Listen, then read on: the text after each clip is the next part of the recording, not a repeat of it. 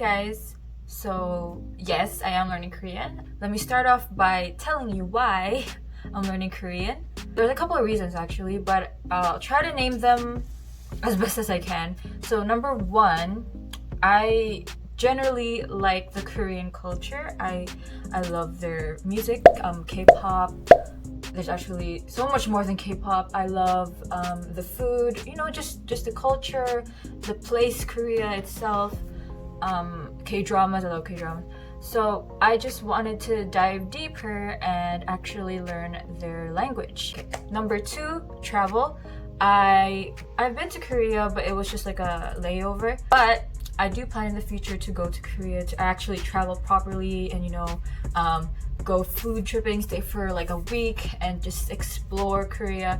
And I want to be able to do that. Now this doesn't have to be the case, but I want to be able to do that when I already know how to speak it. It just makes the communication so much easier. It helps you understand everything that's going on even better, and you're able to meet new people by speaking their language. It's less barriers for you to have fun. Okay, number three, it's actually scientifically proven that people who know how to speak more languages are smarter. But I do believe that when you're learning something new, especially learning a language, your brain is much sharper and more creative because it's a totally different language and communication style that you're constantly having to work your brain to speak. You know what I mean?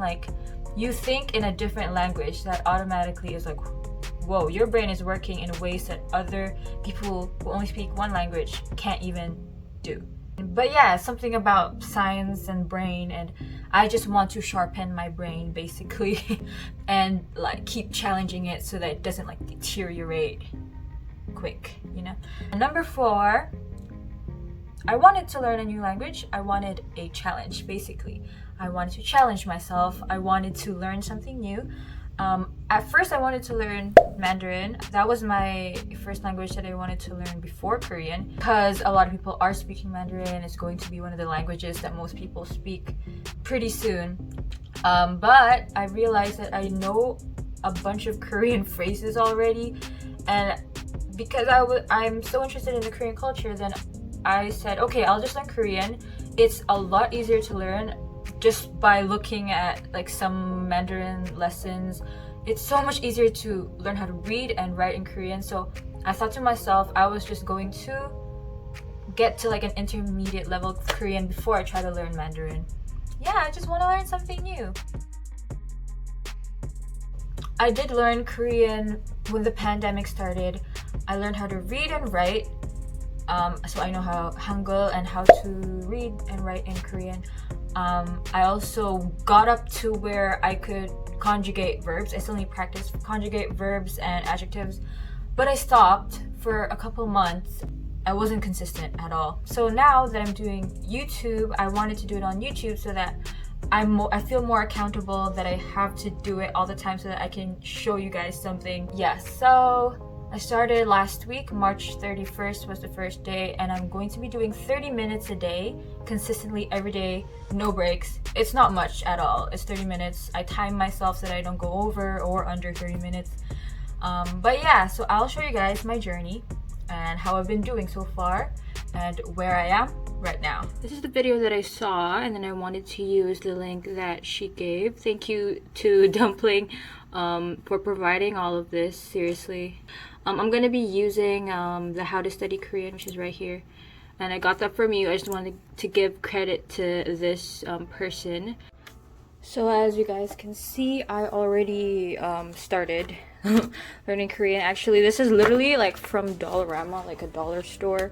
I also bought other notebooks for Mandarin and for French. I wanted to get better at French, and for Mandarin, I wanted to learn it. I wanted to learn Chinese. So basically, I'm just showing you my notes from when I first started learning Korean, and my notes are very messy. I tend to not decorate my notes and make them all pretty just because I want to learn as fast as I can. But maybe I'll get to decorating it once I feel like it. Actually, I might just start with unit 0, to be honest. I just want to know how this structure works. So I decided to start in Unit 1 just as a refresher and just to make sure that I'm not missing anything, even though I already knew a lot of the stuff up to like lesson 6 or so. Welcome to the lesson 2 dictation video. We will read 5 Korean sentences based on the grammar from Unit 1 lesson 2 of how to study Korean. 나는 학교에 있어. 나는 학교에 있어. 미국은 캐나다 밑에 있어요.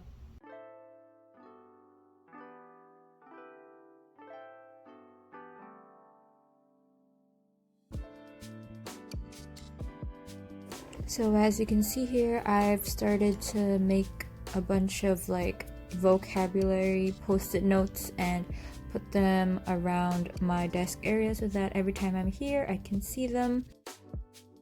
So now I've started to make these post-it notes for some vocabulary that I learned throughout the lessons. These are the ones that I have so far, and after I learn them, like I memorize them, then I can take them out and add some new ones. I'm going to teach you guys a sentence that I learned in Korean right now, just so that every time you watch my videos, then you can get something out of them, learn something new. So the sentence is 만나서 반갑습니다. 만나서 반갑습니다.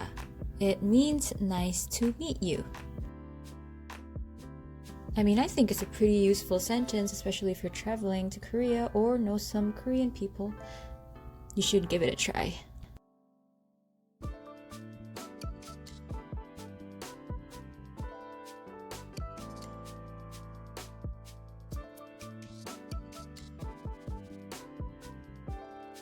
This is basically how my desk area looks like. I have a bunch of like vocabulary. This is after a week. It's been almost a week.